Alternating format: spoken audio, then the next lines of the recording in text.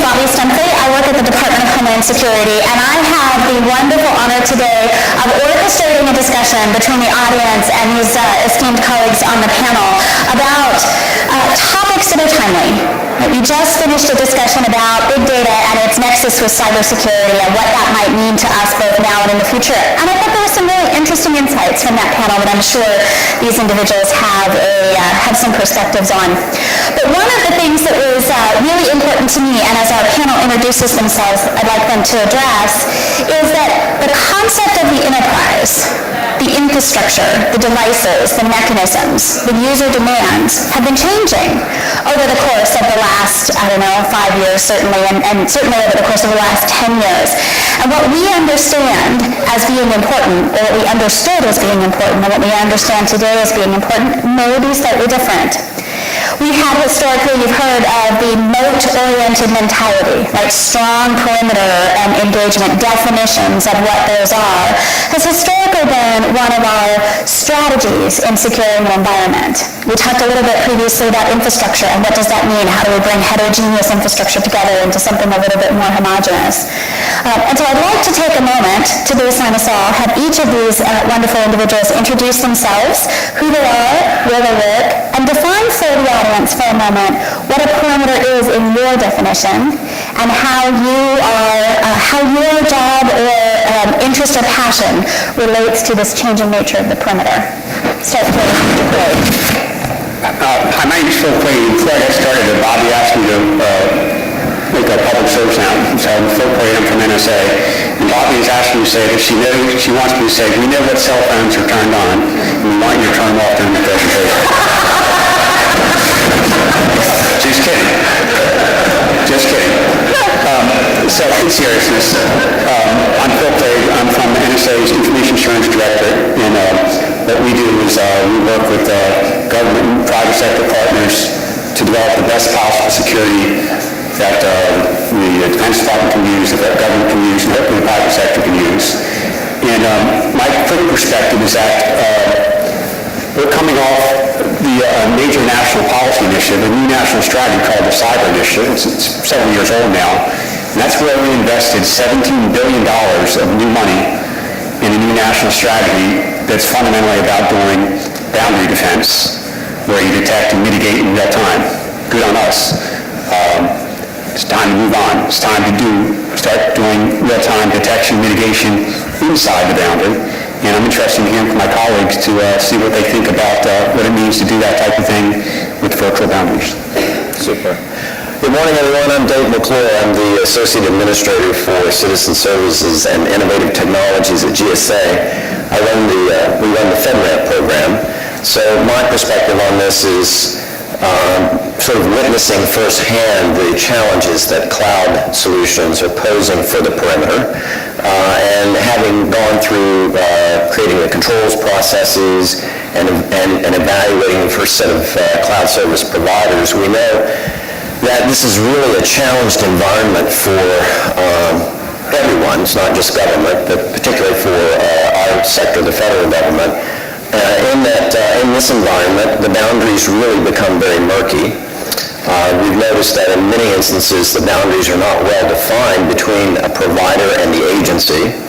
And we're about to, I think, get into an environment where we're going to talk about data security because it's all about moving data to the most economical, efficient, and right-sized type of computing environment. So it's going to move and traverse inside and outside of our perimeters that we traditionally have guarded in different ways and very high-speed ways that really we have to get our heads around very fast. So I think that'll be a challenge to have a conversation about. Good morning. My name is Paul King. I'm with the Department of Energy. I'm the Acting Chief Information Security Officer. And the Department of Energy is kind of a disparate group. They have a lot of different missions. Primarily look at securing nuclear assets down to the energy grid, and then also open science. So, balancing the risk tolerance and the mission is a real trick within our cyber department, and we realized that one size does not fit all. And we started looking at the perimeter, and earlier was talking about I don't see it really disappearing as much as it growing and having more porous in how we look at things. So we've got to look at not only who's accessing and what's the intent of the exchange, but also, what is the mechanisms in place, whether they're using their desktop computer down to their tablet. How are we going to balance that risk to meet their mission? Good morning, I'm John Dobriansky, and I work for U.S. Department of Transportation, Federal Aviation Administration. I'm an executive advisor and problem solver to a air traffic operations senior executive. Our boundaries are incredibly dynamic. We control 5 million square miles of domestic airspace and 24 million square miles of oceanic airspace. I'm taking a different approach today. How many of you read the article in the Post? Pakistan reaches deal on drones. Anybody read the was in there? Okay. How many of you equate drones with unmanned aircraft systems? Okay. A lot more uses. The commercial uses of unmanned aircraft systems are just exploding in the next 5-year time frame. So I'm going to talk about that and how, with our congressional mandate to integrate unmanned aircraft systems from a safe and effective operational viewpoint within the National Airspace System, or the NAST, at 5 million square miles and 4 million square miles, so we can effectively maintain a safe system and at the same time allow for the tremendous commercial applications of these UAS. Okay. Good morning. I'm Frank Reed. I'm going to steal John's title for the next group that I speak to. Problem solvers are wonderful. If we thought that way, most of us spend time admiring the problem rather than trying to solve it. I am a recovering bureaucrat. I'm in a 12-step program. Still apologizing to people for the work I did at OMB in the White House a long time ago.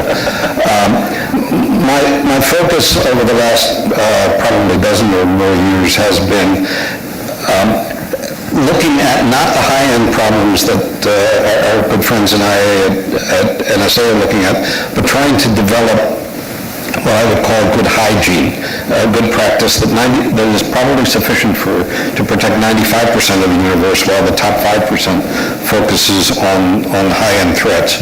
And I will, at some point or another, either catching you in the hall or otherwise, want to talk to you specifically about some of the work we're doing at a not-for-profit we created a couple of years ago called the Council on Cybersecurity, that is focusing on advocating best practices and looking at the people problem, looking at how we enhance professionalism, because the insider threat, I would argue, is both the result of people whom we should not have trusted to the degree we have. They tend to capture the headlines.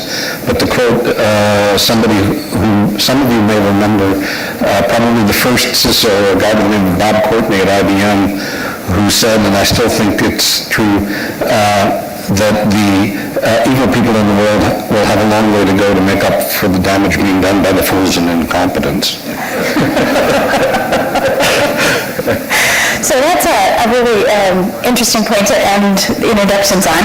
I appreciate that. What I love about the panel, and I think you can see, is that we've got a breadth of experience here, and really an interesting offset of folks who are infrastructure oriented. I heard a little bit of got to move. We've been focused a lot on the perimeter, need to do something else, and the perimeter's changing. So John, would you take a minute in your experience with unmanned aerial systems and talk a little bit about how you see that changing perimeters in mission applications where that has taken forward, and lay some groundwork for us. Sure. Right now, because unmanned aircraft systems have tremendously different flight dynamics than regular aircraft. If you take a Global Hawk or a Predator, which are the two mainstream UAS. For instance, the Global Hawk is probably the closest to a 757 size-wise and wingspan, so it's probably more analogous to a 737, but it doesn't have the same climb rate. Top speed is 404 nautical miles per hour. And it has issues with climbing. So right now, the world that we're dealing with is when we use a UAS, it has to be in this quadrant-off dynamic environment. For instance, we've done, and besides the commercialization, we've also working with other, civilian agencies. Like recently, we used a UAS as part of a firefighting mission out in the West Coast with Department of Interior. So, but there are single areas where, they're not flying over high-density population areas. For instance, when you go through, the FAA, we call them metroplexes, but if you go through the 10 major airports, Chicago, Atlanta, New York, so each one, right now, there's not the capability to safely integrate and fly those UAS through a high-density metroplexes like that. So where we're starting is to do what's called certificates of authorization, where a dynamic boundary, including cybersecurity boundary, is essentially quadrant off. And, there's a designated air traffic controller, and there's also a designated communications links and the pilot for the UAS at the command and control center on the ground. So that's been, working as those small steps going forward. However, where we want to go is to expand that boundary to where we can integrate UAS flights. For instance, oil and gas, offshore oil and gas companies are buying up and UAS services in order to help do remote sensing and monitor their operations. So what we're looking to do is take it from these singular, we have this, set boundary from an air traffic control and a cybersecurity perspective to incorporating UAS into our mainstream air traffic control environment. And that's going to take a lot of changes. For one is this training of air traffic controllers, because the UASs have sense and avoid issues. People familiar with the concept sense and avoid here? It's actually, besides being part of air traffic management, it's actually in the code of federal regulations. It's CFR 1419.111 to .113, where any aircraft that flies within the boundaries of the national airspace has to be able to either visually or through instruments, sense with an air traffic control facility, whether it's an air route facility or, as you get into the 64 nautical mile boundary, a TRACON, which is essentially, the airport control tower. So what we're looking to do is take it from, we're using these for specific mission focuses to a more of a mainstream, incorporating UAS into safely and effectively into the air traffic management of that 5 square million miles of the NAS. So a boundary within a boundary is what I'm hearing you say. And so that prospect then of perimeters, of defining, you still have that concept of defining a boundary and then finding a way to put it through another boundary environment in a manner that enables sharing of information and cross-awareness. Correct. I think that's an interesting landscape, and one that I think, Dave, you talked about FedRAMP having to understand, the boundaries of organizations. I'm sure now that we're a bit into FedRAMP and it being real, can you share with us some lessons learned about what that has looked like in the context of the perimeters and alignment with missions? Well, I've sort of alluded to it in the opening. I think the lesson learned to date is that neither in many cases, neither agencies nor their cloud service provider understand the boundaries with a lot of certainty. It becomes gray at times, which blurs responsibility and accountability for security when you're doing a lot of exchange of information across different boundary areas. So that's been just one simple thing that's taken a while for us to get clear in the FedRAMP approval process. I think the other thing that's really elevated is encryption. You can't get a FedRAMP certification unless you can demonstrate that you can comply with FIPS 140. You'd be surprised, I think most of us would be surprised what we're seeing that a lot of companies cannot, or they're having a difficult time providing ample evidence to indicate that they can associate that level of protection to the needs that the agency has put forward in level 1, level 2, level 3 types of categories. So that's very important. But, other than that, I think the world is changing so much for us in the exchange of information, particularly on the civil side of government, in the national security side and DoD side. I think different sets of issues, but on the civilian side, we now are embracing this idea of open data, consumption of data, harvesting of data from sources all around us. It's not an official pipeline between agency A and B. Contextual data is being consumed and blurred and blended in with official agency data. So that process in of itself automatically creates boundary concerns and creates protection of data concerns. And whether you know where that data is going, where it's come from, who's used it, who's accessed it, who's changed it before it arrives on your doorstep. So these, I think, are the real challenges that we're seeing in the FedRAMP process. So, a question for the audience. If we have moved from this change in perimeter and contextual use and open data platform, is your sense that that makes us more secure or less secure? So hands up for more secure. Not a one. Hands up for less secure. So I'd say about a third of the audience falls in the undecided or didn't understand the question category. So that's okay. That's okay. I think that's really one of the challenges for the security professionals today is this rapidly evolving environment that we're in, both in terms of changes of the way our users are engaged, changes in interaction between departments and agencies. Is this giving us a sense of greater or less secure? So do you want to comment on that for a minute? Happy to. Back at Fort, we're working with some partners, at least a couple of them, John from CSC, another company called CSGI, with McAfee, and we're investing and advocating what we're calling active cyber defense inside and up to the boundary. And what we mean is that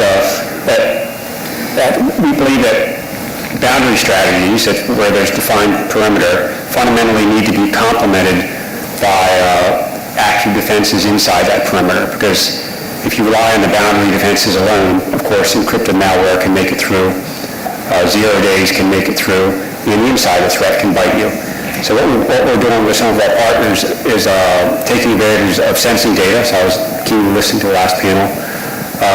Coming up with streaming analytics, putting it in context with big data analytics. But the key part is doing what we call viable levels of automated decision-making. So what we're trying to do is come up with a risk model that tells you, this is important to take action on right now, and basically go from sensing to acting in a cyber-relevant time. So I'm of the view that perimeters are as important as ever. Perimeters define the sovereignty. What's inside this perimeter is important to protect. And I think you can enforce it by looking at MAC addresses, IP addresses, and more and more trusted certificates. So I think it is possible to define an entity, no matter where that entity geographically roams. And we need to be able to go from sensing to acting on active cyber defense in a cyber-relevant time. Paul, if you could comment for a few minutes on some of the exciting things you've done in energy in how you've handled this environment. So with the complexity of the department, we have a lot of labs, a lot of sites, a lot of, well, they're government-owned, contracted, operated. So we have to treat each inside our larger perimeter as little sub-perimeters. But that doesn't mean it needs to, have the information that goes on inside each of those perimeters be stagnated. One of the things we found was very successful is trying to share that information across our DOE enterprise. And we developed, we call it JC3, which allows us to share information quickly from, we call them all-to-all capabilities. So if one site was successful in stopping an attack or saw some sort of activity and was able to quarantine quickly, they can relay that up to JC3, which then go up to US CERT for the department, but also share that information equally across the enterprise. And this allows us to be more responsive instead of waiting weeks to say we have a large systemic problem within the department, and being able to get down to within hours, realizing that there might be a coordinated attack, or maybe they're just, we just seem to be a large target of interest at that moment. This information helps us quantify what is our cybersecurity posture, and we're looking at building more dashboards, more robust dashboards to be able to give information to our senior executives to make those right leadership decisions, right risk decisions, where to put our valuable resources, to include the resources at our labs to help secure our network. We're also sharing that with, like I say, through US CERT. We're also partnering with DHS and CDM efforts, and we're also very active in developing dashboards that feed down through our programs and down to our sites, so we can actually look to see how we're meeting White House objectives through the CAP goals that was previously spoke about. So I'm a little bit provocative here. I appreciate all the considerations, but they do sound a little bit like more of the same as a part of it. I wonder, Frank, you said you were a bit of a recovering bureaucrat. Wondering if you could comment on how they sound to you and how they might sound to the audience and other perspectives. Yeah, I mean, one of the advantages of being in the situation I'm in is I have full First Amendment rights. Which almost is an encouragement to be slightly outrageous. We come at this slightly differently. Certainly, I would say, orthogonal to some of the things we've heard. The FedRAMP work, if you're not familiar with it, is awesome, and because Dave is actually doing real things rather than issuing broad policies. Our general concern has been that there was a wonderful documentary in the early part of this century about the work of Robert McNamara. It was called The Fog of War, the challenges that the Kennedy administration faced dealing with lots and lots of input and trying to sort it through, the difficulty that folks face in a combat situation when they're literally bombarded with data. My good friend and colleague formerly at NSA, Tony Sager, has coined a new phrase that I encourage you to take on. It's called the fog of war. Right now, the organizations, not just federal agencies, are bombarded with multi-hundred-page documents telling them all the things they need to do to secure their systems that are, at least to be a bit of an iconoclast, completely flat. They don't tell you what's important. They simply tell you, if you read the 800 series and do everything it says, I'm not sure you will do that in your grandchildren's lifetime, then you will be safe. And what we're focusing on is trying to work through the fog of more to figure out what to do, and more importantly, what to do first. I can shamelessly promote the work of the council largely because for those of you who've ever served on a not-for-profit board, the first question you need to ask is how much will it cost me? So I have no financial stake in this except to keep my costs down. But we suggest that there are 5 things that you ought to do first. We've taken the work that SANS and others have done around the top 20. One is whitelisting software. All of our approaches have been in the negative, that is, we look for the signatures of things that are potentially malware. Our view is what you need to do to have a secure world is to only allow things that are on, in effect, your whitelist, if you will. It's the antithesis of blacklisting. Second is securing configurations. Third is timely applications of patches to software, and fourth to hardware. And finally, for those of you who haven't read the paper in the last 18 months or so, or maybe the last 10 years, significantly limiting administrative privileges.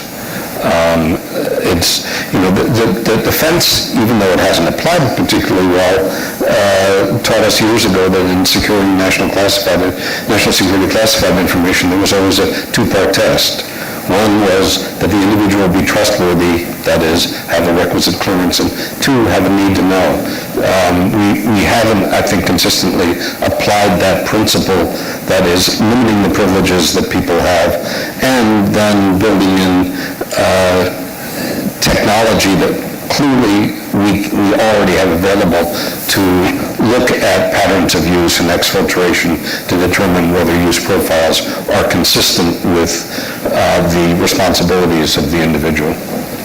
So thinking about those best hygiene practices, and I think you've heard that as a fairly common cry from a number of individuals. Another question for the audience. How many are familiar with and have implemented application whitelisting? A handful or so. Can I get someone to speak for a moment about some of the challenges of what that looked like in implementation, and about when you came out the other side? Sir? Yeah, I'm going to talk about it. I think that Bob, would you mind coming up to the mic? Thank you. Yeah, without question, in enterprise, the problem that you're going to run into with application whitelisting is just the administration overhead required. You want to enable your missions to be able to perform the work that they need to perform, but of course, whenever you say that in order for an application to exist on the network, it has to go through an approval process, you've immediately introduced a bureaucracy that everybody shuns and everybody is afraid to admit is part of their day-to-day jobs. So how long did it take you to come through the other side of that? I didn't know this was a two-part question. Sorry. But, I think there's a legitimate issue there about you can't just say it. You have to plan it and do it. And there's a time frame that organizations go through in this change. I would say that we're in year 5 and we're still not through it yet.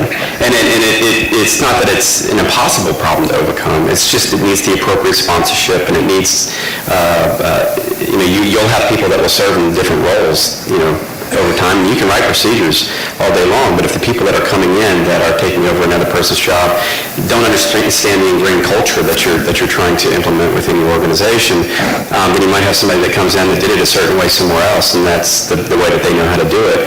And you've got to retrain, not just the people that are doing the work, but the executives that you're counting on to make sure that those people are doing their work. So in any organization, depending on how substantial the walls are between your silos, you're going to have those challenges on any given day. So it's intriguing to me, our language. We talk about open data and open sharing and whitelisting and blacklisting, and how do we use language that describes these as not orthogonal concepts, but actually successfully integrated concepts. And that I know, Phil, is one of the areas that, as you are piecing together strategies for the future, you've been focused on is the reinforcement of security principles as successful functionality principles. I would appreciate if you comment on that. Thanks. One of the problems that we've seen is that these types of solutions have very real and immediate impact, but they're, as mentioned earlier, they're somewhat slow to implement and difficult to maintain. So that, pardon me for staying on message, it gets back to automating all these types of things, right? So it's a matter of doing all these small but effective security measures, but do it in a way that it doesn't require you to add lots more people to get them done.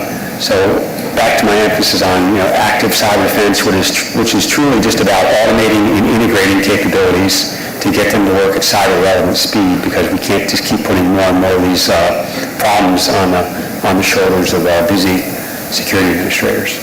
And Paul, you've implemented some of them. What's the hardest barrier you've had in doing that? Well, I think it's education. I think there's a lot of technical solutions that, especially over the last 5 years, that have helped ease our way in.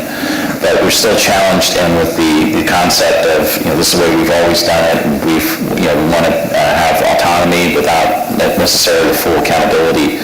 And so there's a lot of growth that has to be made inside our own cybersecurity forums and work groups to realize that the new day of cybersecurity is upon us, and we've been seeing it coming, where these perimeters that we've talked about before are no longer just solely out there by themselves. They now bump up to other people's perimeters, and we got to understand how they affect those other perimeters when we make an adjustment. Very helpful.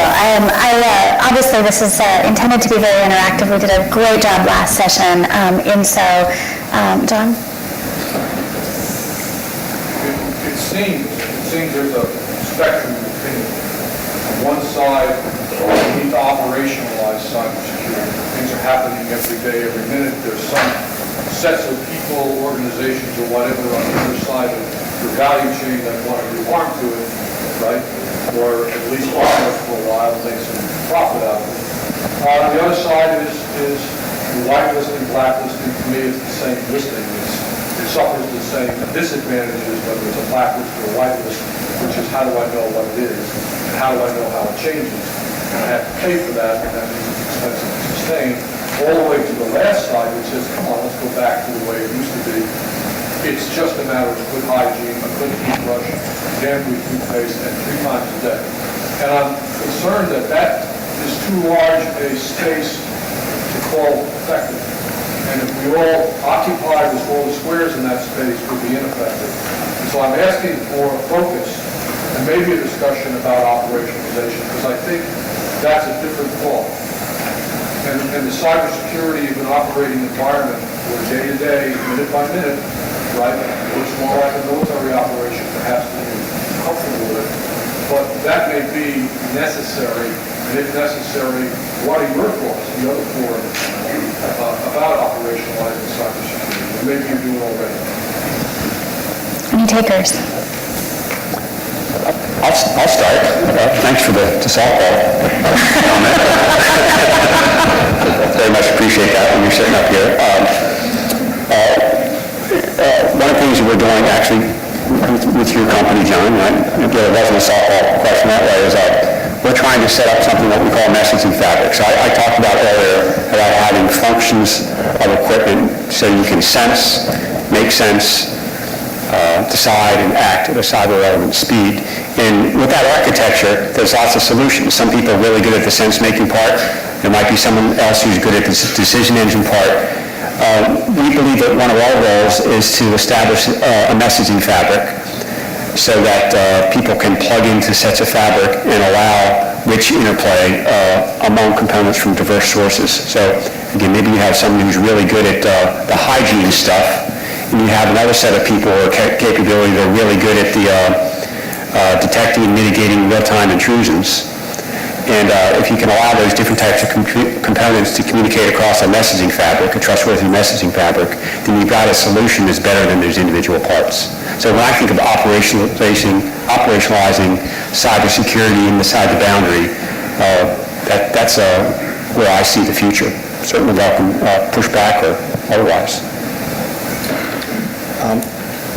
Let me jump in this. That was a real softball.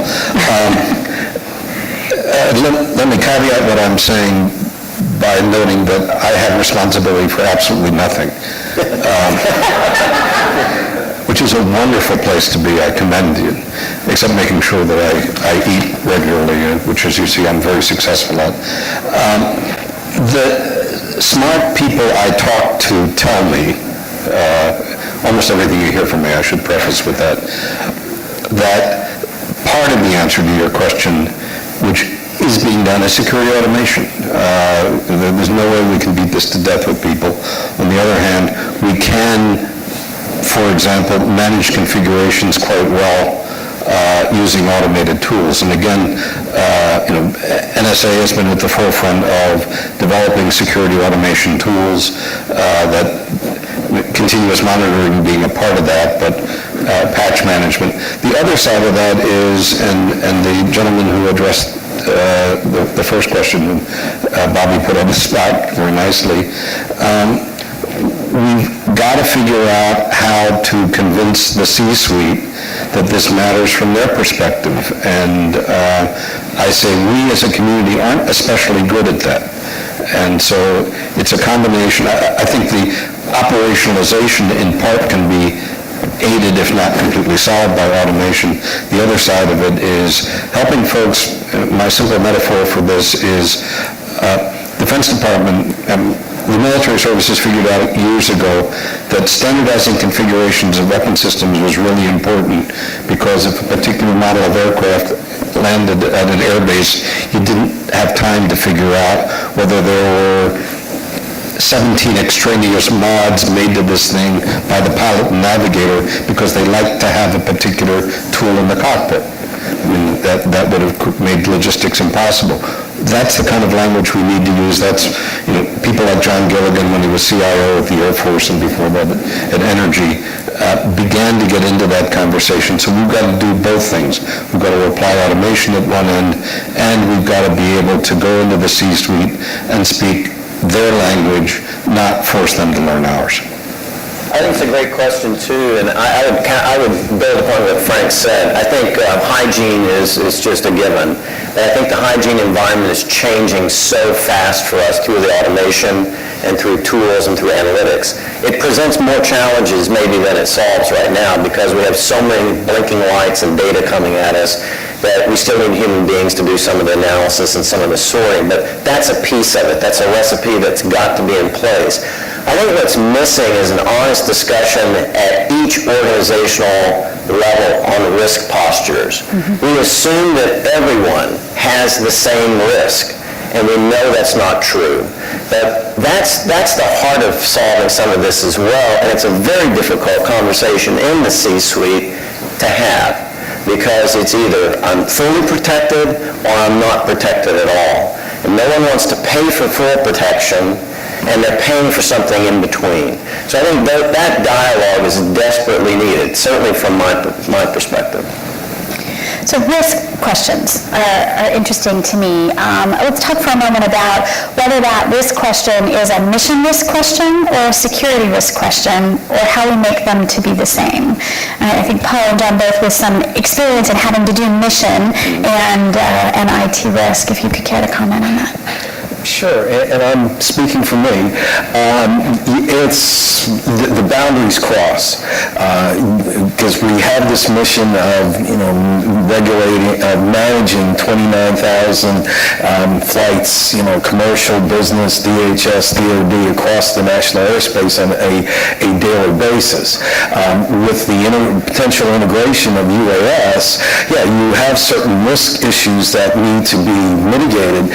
For instance, from a cybersecurity perspective, the veracity and integrity of the communications links are important between the air traffic controller and the pilot of the UAV.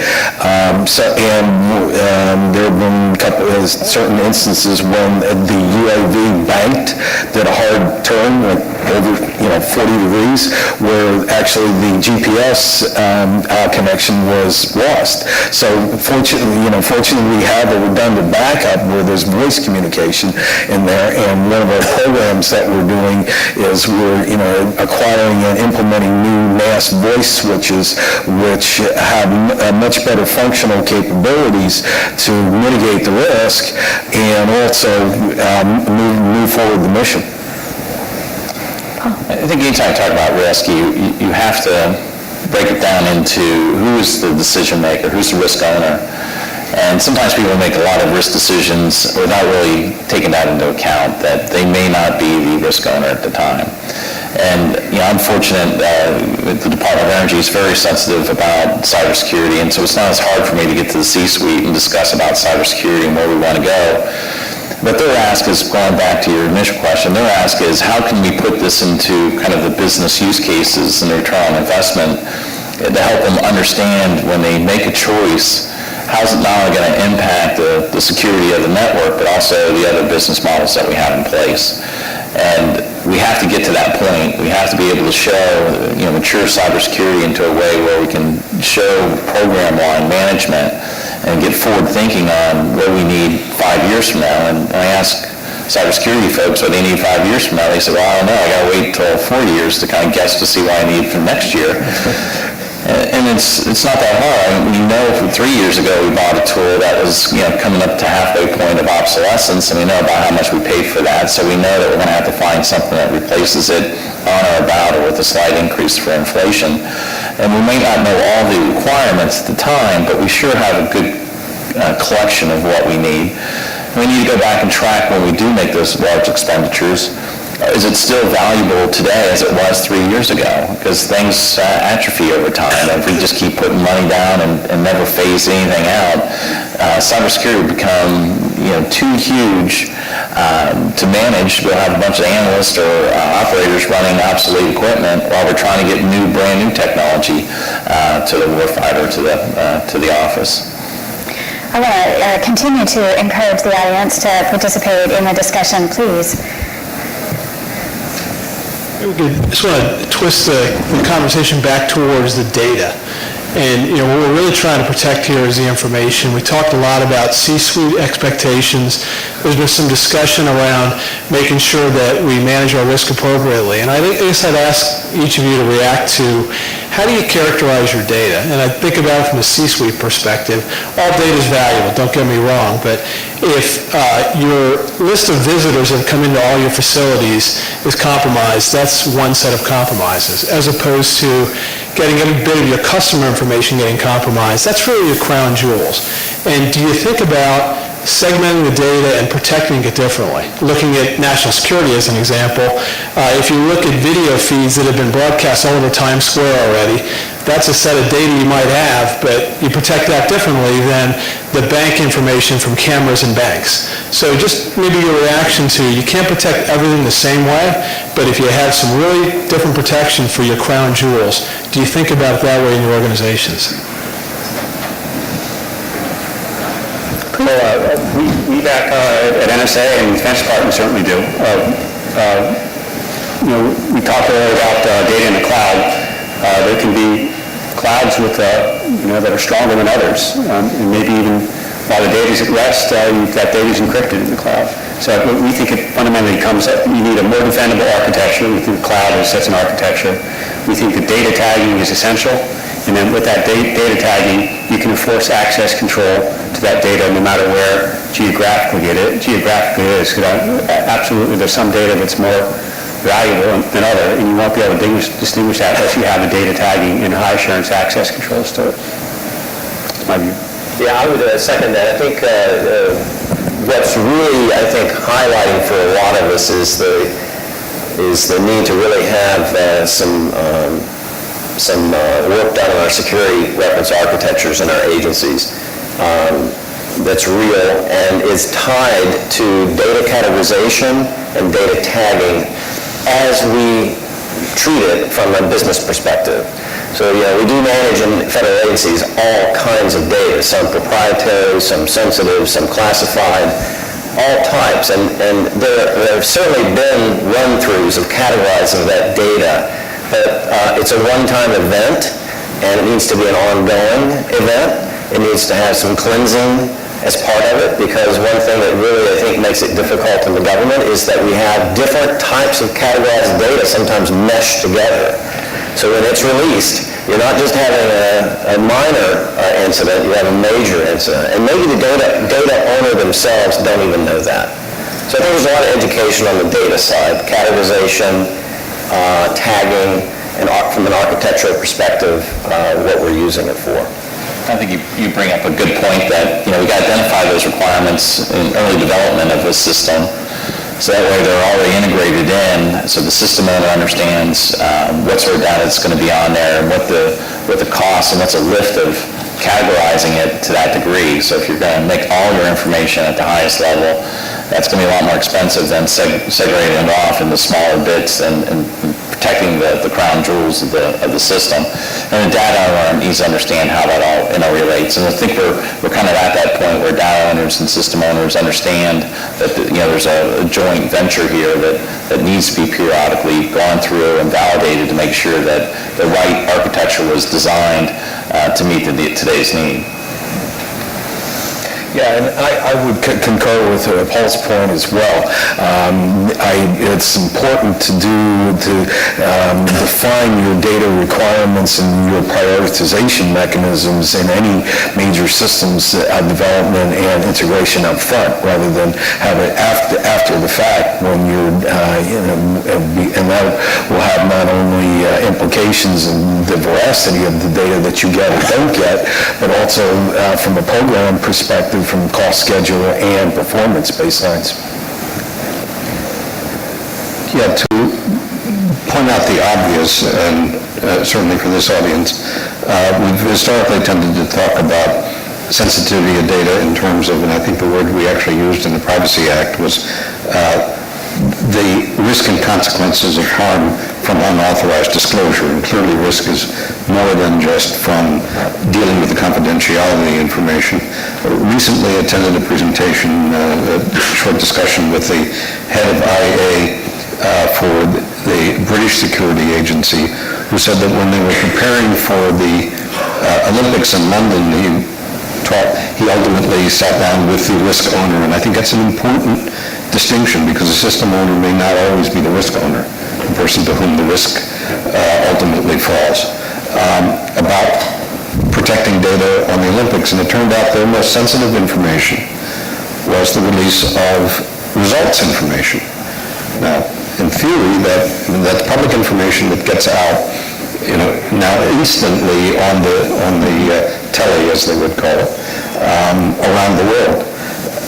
Their major concern was that somebody could intercept the release of results data, which would, and either tamper with it or simply delay it and put out false data, which results in substantial movements of money in the betting world.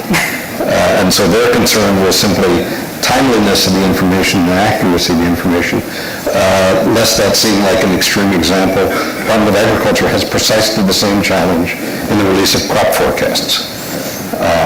And it is concerned that information is public, but it's got to be public at a particular time and available to all and accurate. So as we get into this conversation, I'm making the problem harder for you, if it isn't hard enough already. We need to have a much more nuanced conversation about risk. So where does that nuanced conversation have to happen?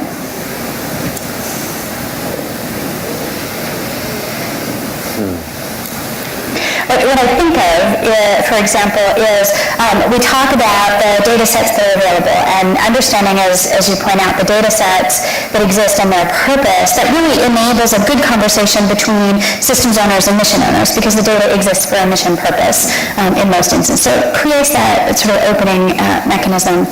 But in many instances, we see data used in ways it wasn't originally intended. Like that creates a level of innovation and capability.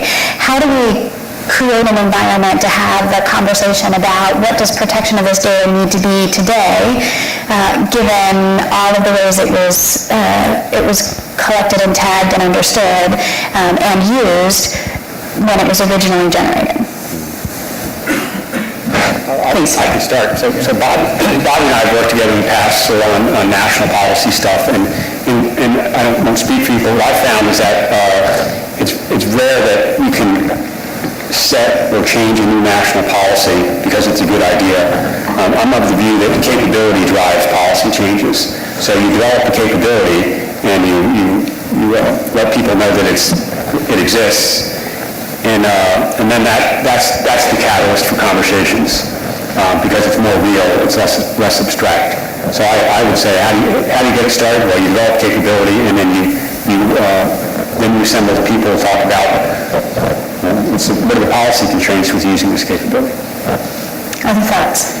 I think another phenomenon that's happening, quite honestly, is that a lot of data usage is just simply unknown in organizations. There's a lot of meshing of data that's occurring, and no one is really, there's not been a precursor discussion around, is that proper use? Does it create new vulnerabilities? Are we sure of X, Y, and Z? So I think that's another challenge inside of agencies, is there's a lot of exchange and mashing that's occurring, and no discussion has actually taken place around the proper use, categorization, and protection of that information. Other thoughts from the audience? So here's what my question is. So Rob Buck from the Department of Energy, Pete over there, and all those other folks who are here. My question is, as we begin to implement DMPs, data management plans, into our photos and our funding opportunities at the project level, that's going to begin to address some of your questions of what's going to happen with my data. Because the edict is release our data. Get it out there if it's right and appropriate. Obviously appropriate here. So we want to release that data, but now you have to force the people that are building the product to think ahead before they release it. And it's not just a catalog at energy.gov saying, here are all the data, but it's here's all the data, its appropriateness, and its rights and privileges applied to that data for you as an accessor of it.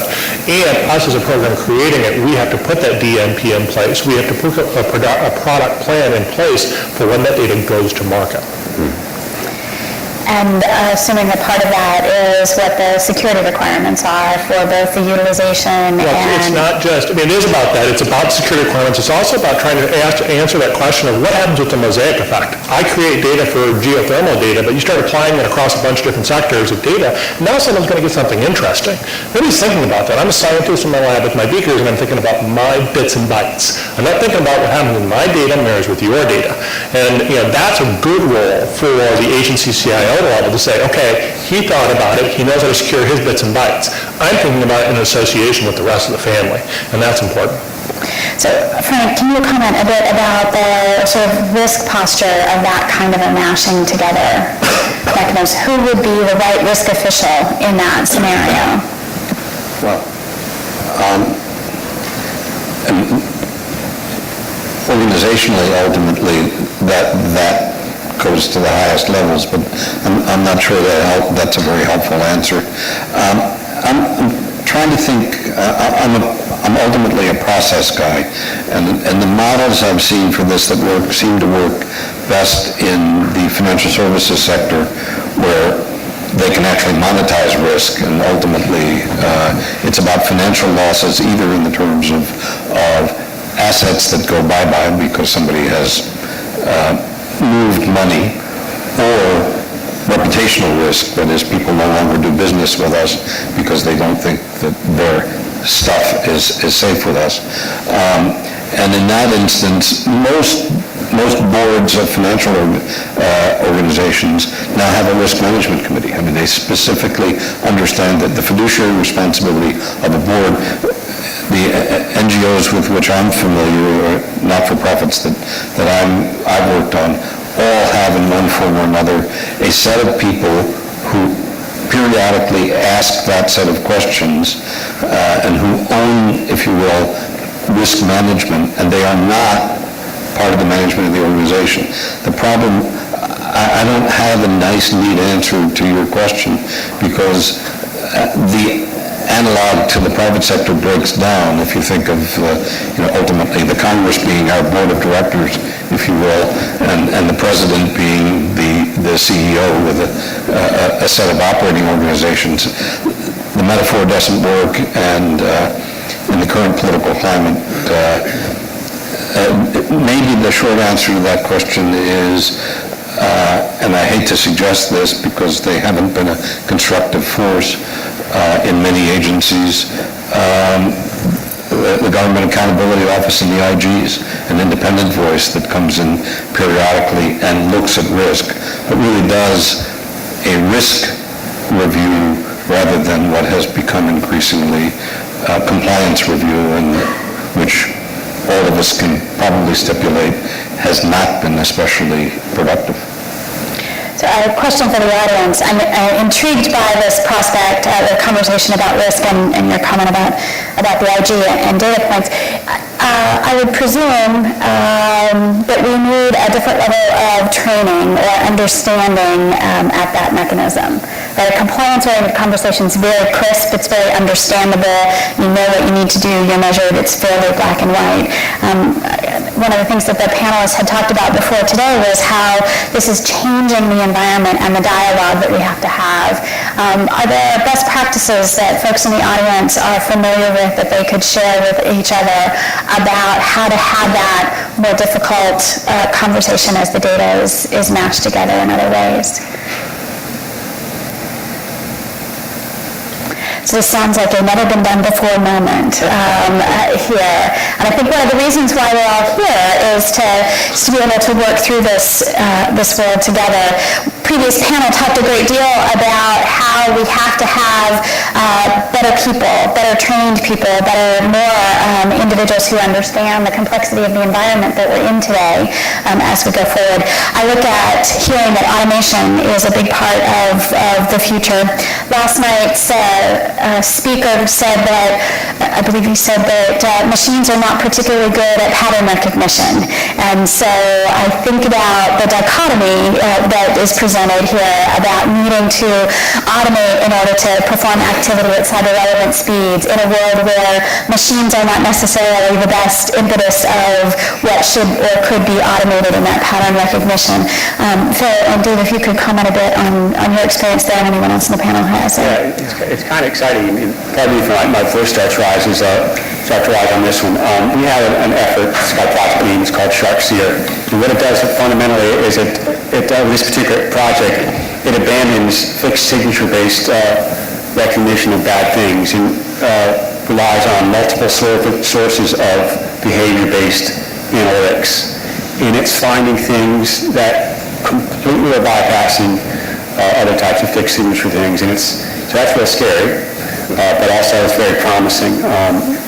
McAfee is very much on the forefront of this particular effort, but it's about integrating a variety of behavior-based analysis systems and linking them together and getting them to collaborate.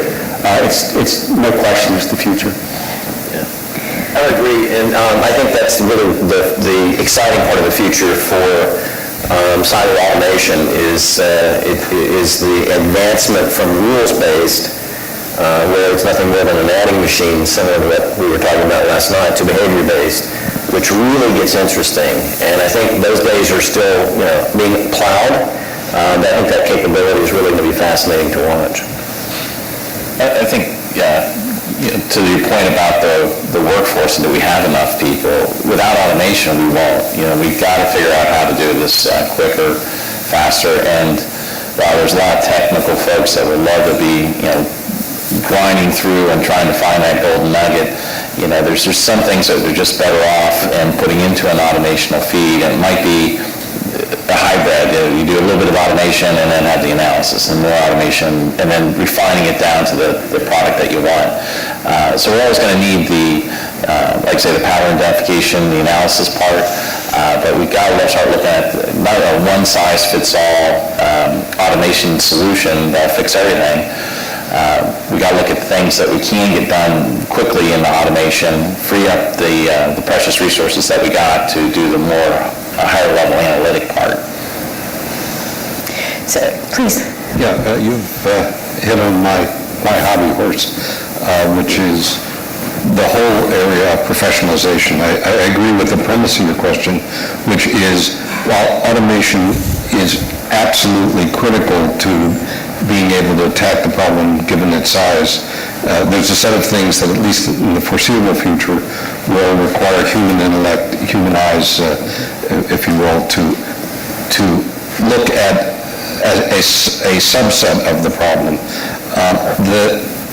There's a recent report put out by the National Academy of Sciences with which I profoundly disagree, that says that cybersecurity is not a field sufficiently mature for professionalization. I would argue not only is it sufficiently mature for professionalization, we won't survive unless we professionalize. Lots of organizations are working in this field. ISC Squared, among others, is developing credentials, and those credentials are becoming increasingly rigorous. But what we need, and we have models of this, are much more rigorous professional standards for forensics, for penetration testers, most importantly for software developers. And the development of secure software is science, it's not art. We're not teaching it particularly well, and in the marketplace we have no meaningful way for the consumer, that is, companies who hire software professionals, to discriminate between those who have the requisite skills and those that don't. It's an area that requires a lot of work. Department of Energy has been supporting some really important work in professionalizing grid operators. And I think we will see more and more examples of professionalization, which will help with the people part of the problem, as we also develop the automated tools that deal with the 90% of the problem that doesn't need human eyes. Ron, you had a question, please.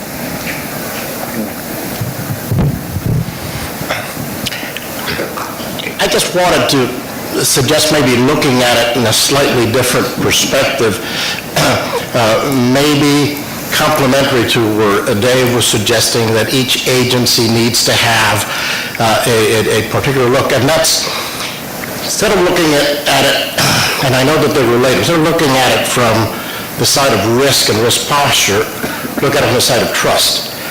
The question of trust, the social science tells us, is a social construct, three-way relationship between the truster, the trustee, and the trusted, whether it be the data or the good that is being trusted. And there are three things that are extremely important, and especially when the government is the trustee of that trusted good, and that is trustworthiness, the ability to represent the best intentions of the trustor, and competence. So as we start to look at it from that paradigm, I wonder if there shouldn't be a much stronger voice on the part of the trustor. I think the trustee, by and large, government agencies, they do the best they can, and the cybersecurity professionals are the mechanics in this process, and I think we're getting better and better. But it's that voice of the trustor that I think is missing in terms of really shaping, the conversation. Response?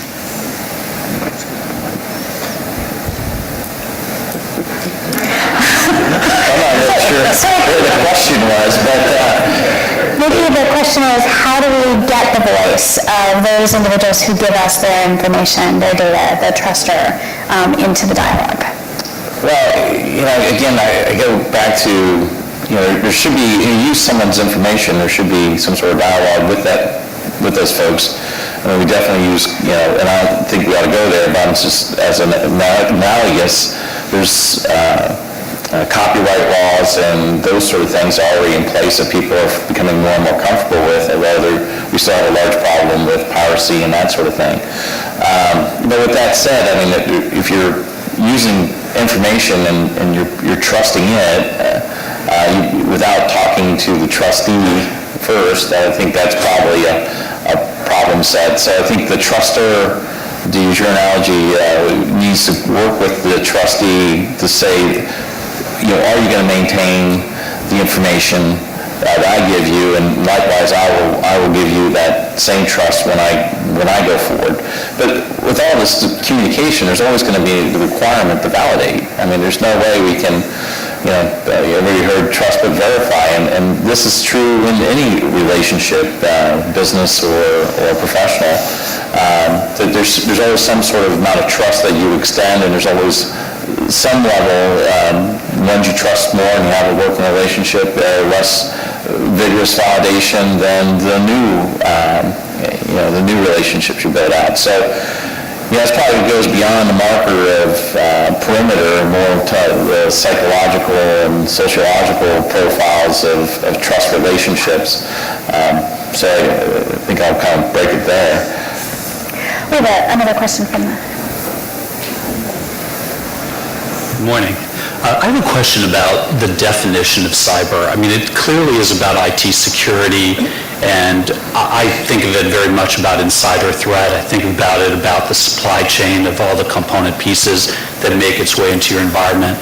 But Frank, you made an interesting comment about rumors. The idea that a state or a non-state actor could introduce rumors that can influence the market and make a lot of money in doing that, which there's no intrusion that ever took place into a system, but it's definitely illegality taking place in the cyber world. I'm wondering, from your different standpoints, to help us maybe understand where you think cyber begins and ends, or whether you think it's just an open area that'll continue to expand, because it will be hard probably to introduce professionalism into deciding how to do cyber if we don't know what it covers. Please. That's a great question. And you suggested a different slant on the boundary problem. What do we mean by cyber? And I guess we could argue, and here I find metaphors useful, that if we think about health, it begins with all of us, because there are certain things that each of us needs to do and we use the term all the time, practice good hygiene. That's, in my view, a little bit too broad. So bounding it slightly, I would argue that anyone who by vocation touches the information infrastructure has a set of cyber responsibilities, whether those are primary or secondary. We've tended to take a fairly narrow view and say, well, anybody who works for the CISO and maybe sysadmins, although they may not think of themselves as cyber people. I would argue that there is a set of cyber skills that need to be embedded, and I used the example before, in the training of anybody who develops software. While they may not characterize themselves as cybersecurity, they're essential. In the same sense, I'll brag a bit. My granddaughter's about to marry a young man who's a civil engineer. They understand stress and structural safety. They're not trained as safety engineers, but part of designing buildings and bridges and dams is understanding the safety implications, delivering structures that are not likely to fall down or otherwise be compromised. And we don't consider the boundary of that to be only safety engineers who come in after the fact and try to retrofit the basic principles of load and stress management into structures. I think in that sense, anybody who touches the infrastructure is part of the cyber solution, taking the problem solver as opposed to, and if they're not, then they are part of the problem. I think with cybersecurity, what's different from computer security, network security, cybersecurity, and so what is cyber? And over the years, you've heard a lot of different definitions. And so I'll go ahead and throw kind of my 2 cents in there. It's not the policies in cybersecurity or the auditing, the configuration management. It's not cybersecurity or the incident response. It's kind of the collection of how well they integrate, because you have a great policy, but you're not configuring, and you're not managing the configuration. You don't have a good, solid cybersecurity program. I would even argue that you could have each of those very strong, and you could still have a poor cybersecurity program because they don't share information across with each other. So where's that baton being handed off? So, kind of looking at those, families, NIST's done a great job of breaking those out and saying, how well do we collectively manage those families and how well do we share information in our implementation of cybersecurity will probably be the start I would look at of where cybersecurity is and how well you're doing it in your department. I want to thank the audience and the panel members for your participation this morning. It's always a lively discussion when you're talking about these kinds of changes that we're experiencing. What is the world? When I took my very first programming class many decades ago, Hello World was the only requirement I had. The professor didn't care how I got there. I had to print Hello World. I'm not even going to tell you what language it was in. But my daughter took her very first programming class in high school year before last. Unfortunately, in Java, Hello World was all they cared about. And so we have a bit to do in this situation. One would hope we would have made more progress than that in a couple of decades or so, but that creates an island of opportunity for us and a real set of mechanisms, because to get that automation in place, we have to do it in a secure way in this boundary inside a boundary environment where we enable the kind of innovation that's important and that the American public should certainly expect from their government and that industry has been phenomenal at providing. So I want to thank you, and I believe we all owe each other a round of applause for this.